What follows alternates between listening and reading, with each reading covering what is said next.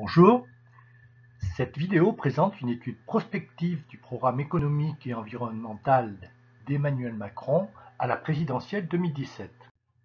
Les données publiées ou communiquées qui concrétisent les mesures qu'Emmanuel Macron prendrait, c'est-à-dire ses décisions, sont en particulier les suivantes. Donc il s'agit ici de recettes publiques, je devrais plutôt dire de prélèvements obligatoires. Donc pour les ménages, exonération de la taxe d'habitation pour 80% des ménages modestes et de classe moyenne, moins de 2 milliards pour ces ménages. Par contre, une fiscalité verte qui augmenterait leurs impôts de 2,5 milliards. Une réduction d'impôts pour les classes populaires et moyennes, moins 10 milliards. Une baisse de la fiscalité pour les revenus du capital, moins 1,5 milliard pour les personnes concernées. N'appliquer l'ISF que sur le patrimoine immobilier, moins 2 milliards pour les personnes qui payent l'ISF. Baisse de 3,6 points des cotisations sociales des salariés, fonctionnaires et indépendants, soit une baisse de 21,5 milliards qui sera compensée par une hausse de 1,7 points de CSG du même montant, c'est-à-dire 21,5 milliards. En ce qui concerne les entreprises, pour les prélèvements obligatoires, il y a deux mesures phares. Ramener l'impôt sur les sociétés de 33,3% à la moyenne européenne qui est de 25%, et transformation du CICE en baisse de cotisation sociale et allègement complémentaire de charges, c'est-à-dire que le CICE sera supprimé, par contre il y aura une baisse de cotisation sociale et il y aura des allègements complémentaires de charges pour le même montant, c'est-à-dire 23 milliards. Voici les données calculées que nous avons calculées à partir des données que nous avons saisies. Et donc, nous nous ramenons ici aux montants globaux que Emmanuel Macron avance, c'est-à-dire une baisse des prélèvements obligatoires pour les ménages de 10 milliards, une baisse pour les entreprises de 10 milliards aussi. Et donc, quelque part, nous avons dû, disons-nous, pondérer un petit peu les montants qui sont à droite du programme d'Emmanuel Macron afin d'arriver à ces moins 10 milliards pour les ménages et pour les entreprises. Nous avons pris en compte le recouvrement du manque à gagner dû à la fraude fiscale pour 76 milliards. Nous le verrons. En ce qui concerne les données publiées ou communiqués qui concrétisent les mesures qu'Emmanuel Macron, il y a aussi les données concernant des éléments de baisse et des éléments de hausse des dépenses publiques. Et là, il y a beaucoup de données. Donc je ne vais pas toutes les citer. Il y a des baisses de dépenses publiques pour 34 milliards, mais par contre, il y a des hausses de dépenses publiques. Quand on prend tous les montants, on arrive à plus 146 milliards 20, soit un solde de 112 milliards 20 d'augmentation des dépenses publiques, alors que Emmanuel Macron avance le fait que pendant son quinquennat, si il est élu président de la République, il y aurait une baisse de 60 milliards de dépenses publiques. Donc, ceux qui voudront vous reporter à cette liste pourront le faire. J'espère que ça ne sera pas trop fastidieux. En ce qui nous concerne, nous nous sommes calés sur les montants globaux indiqués par Emmanuel Macron à plusieurs reprises, c'est-à-dire qu'il y aura une baisse de la dépense publique pour les administrations centrales et l'État de 25 milliards, administration publique locale de 10 milliards, administration de sécurité sociale, moins 25 milliards, et là, Emmanuel Macron arrive bien au moins 60 milliards, que nous avons d'ailleurs obtenu aussi par calcul, en nous calant sur les montants globaux de Emmanuel Macron. Alors les sites et les publications qui présentent les données qui concrétisent les mesures d'Emmanuel Macron, nous avons évidemment examiné les sites de En Marche et nous avons examiné un grand nombre de publications, dont celles qui sont citées ici, plus d'autres. Les données macroéconomiques qui concrétisent les décisions qu'Emmanuel Macron prendrait, décisions que nous avons explicitées dans les diapos précédentes, sont les suivantes. Tout d'abord, dans le programme d'Emmanuel Macron, il n'est pas fait état d'une sortie de l'Union européenne et ou de la zone euro. Donc, dans cette hypothèse, bien que le programme propose des mesures d'amélioration du fonctionnement des institutions de l'Union européenne et de la zone euro. Dans cette hypothèse, nous avons retenu une petite réévaluation de l'euro par rapport à l'ensemble des monnaies internationales de 1% en 2017 et de 0,5% en 2018. Pour nous caler sur les prévisions de modification des prélèvements obligatoires, nous avons ces chiffres-là et vous remarquez que, en fait, la mise en œuvre des mesures que Emmanuel Macron envisage serait faite à partir de 2018, si j'ai bien compris. Donc une baisse des taxes des ménages, essentiellement en 2018, puis après qui s'atténue, baisse des impôts essentiellement en 2018 et après atténuation, et cotisations, idem. En ce qui concerne les entreprises, les taxes seraient légèrement baissées, les impôts seraient un petit peu augmentés globalement.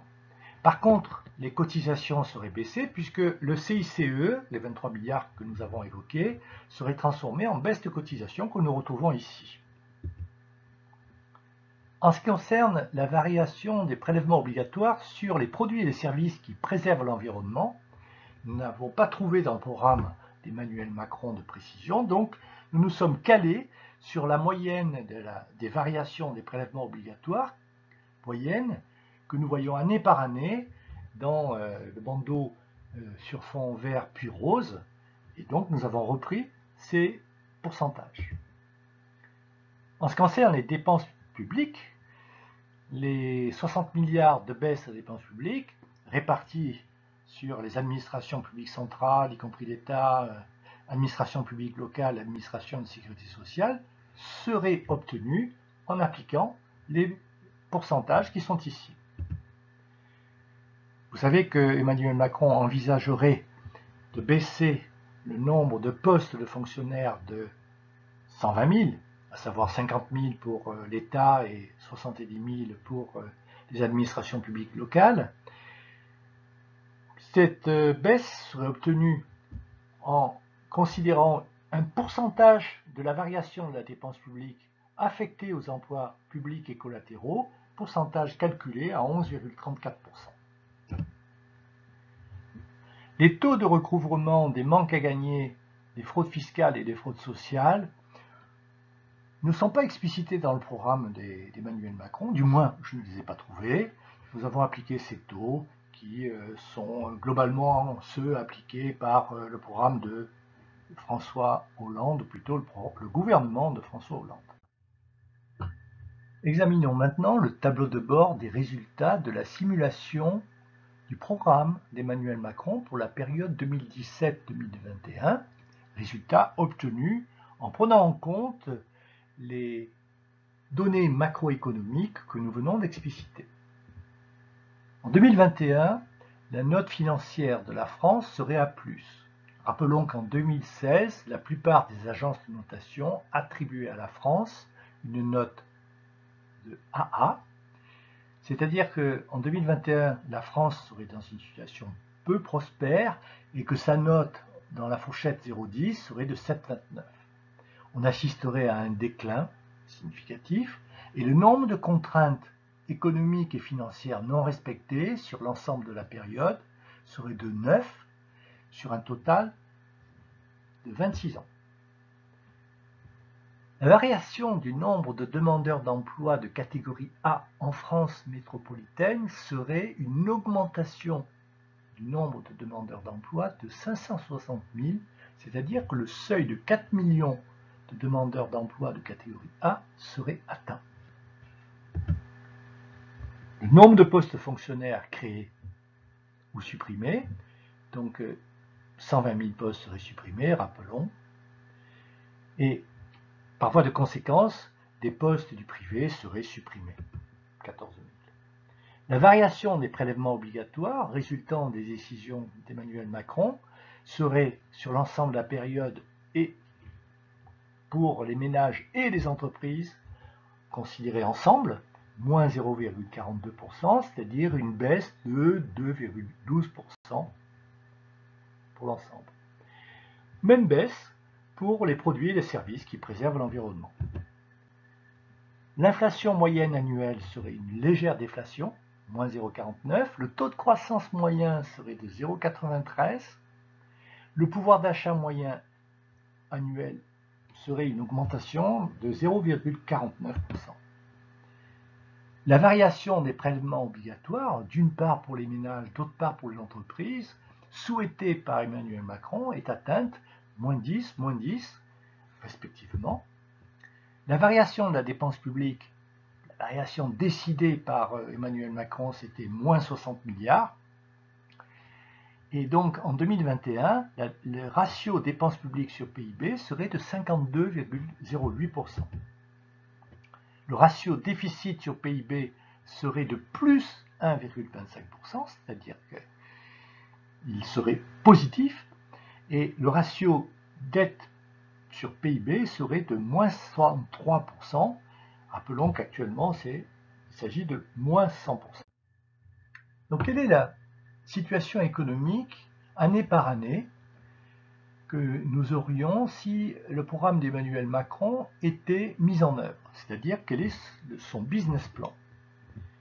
Donc les taux de prélèvement obligatoire qui en 2016 étaient de 44,70% baisseraient petit à petit pour atteindre 43,75%. Certes, nous constatons qu'en 2019, ils baisseraient un petit peu, puis après, ils remonteraient. Soit. L'inflation, nous l'avons évoqué, il s'agirait d'une petite déflation que nous constatons ici. Le taux de croissance du PIB, nous avons évoqué qu'il était modeste, mais nous voyons qu'en 2017, il y aurait une petite décroissance. Par contre, en 2018, lors de la mise en œuvre des mesures qu'Emmanuel Macron propose, il y aurait une croissance qui serait supérieure au seuil de 1,5% qui engendrerait des créations d'emplois dans l'économie. Et ensuite, une petite baisse. Le pouvoir d'achat des ménages augmenterait aussi en 2018 de manière importante, presque 1%, et ensuite rebaisserait. La compétitivité, eh bien, variation que nous voyons ici, avec je dirais, une augmentation, une amélioration de la compétitivité, surtout en 2018, et pour les exportations, de même. Variation de la consommation des ménages, pareil, 2018, une amélioration significative. Variation du nombre de demandeurs d'emploi, une augmentation en 2017, une baisse en 2018 par rapport à l'augmentation précédente, puisqu'il n'y aurait que 16 300 demandeurs d'emploi supplémentaires. Et ensuite, petit à petit, quand les effets des mesures qui seraient prises et mises en œuvre en 2018 seraient moindres, eh bien, le nombre de demandeurs d'emploi de catégorie A augmenterait. La dépense publique. Eh bien, la dépense publique, nous avons vu qu'elle baisserait de 60 milliards, ce que nous retrouvons ici, avec une répartition entre administration publique centrale, publique locale et sécurité sociale. Les recettes publiques augmenteraient. Elles augmenteraient de 1172 milliards estimés en 2016 à 1228 en 2021. Les déficits, eh bien, si on considère qu'en 2016 c'était 85 milliards de déficit et pas 69,5 milliards comme le gouvernement l'indique, mais en fait il y a eu une petite, comment je peux dire, acrobatie comptable, eh bien ces déficits, nous constatons qu'ils baisseraient progressivement, sauf la première année, puisque la mise en œuvre des mesures ne serait pas encore faite. Et nous constatons donc que le cumul de déficits augmenterait certes, mais nous allons retrouver ce résultat ensuite dans les pourcentages de déficit public sur PIB. Donc passons d'abord au produit intérieur brut. Le produit intérieur brut, il augmenterait de 2200 quasiment en 2016 à 2300 en 2021. Le ratio dépenses publiques sur PIB baisserait de 57,15 à 52,08, ce qui est un objectif d'Emmanuel Macron. Le déficit public, en considérant 85 milliards, en 2016 était de 3,87. Il augmenterait en 2017 ce déficit à 3,94, il serait toujours important en 2018 et ensuite, sous l'effet des mesures, il baisserait, c'est-à-dire le déficit public baisserait pour atteindre, oui, et c'est là que je voudrais souligner, c'est-à-dire qu'en fait, en 2021, pour une fois, on le voit au-dessus, et j'ai voulu sauter la ligne, sur la ligne déficit et excédent, il y aurait un excédent budgétaire public en 2021 de 29 milliards, et nous retrouvons ceci dans le ratio déficit public sur PIB qui serait positif. En ce qui concerne la dette, tant qu'il y aura des déficits, la dette augmentera, donc elle passerait de 2199 environ milliards en 2016 à 2392, c'est-à-dire qu'on passerait d'un ratio de dette publique sur PIB de 100% à 103,84%, une augmentation relativement faible parce que le PIB augmenterait aussi. Quel est le classement du programme économique et environnemental d'Emmanuel Macron par rapport aux autres candidats que nous avons étudiés? Vous trouverez ce classement dans la vidéo de cette chaîne présidentielle 2017, classement de programme de candidats. Je vous remercie pour votre attention.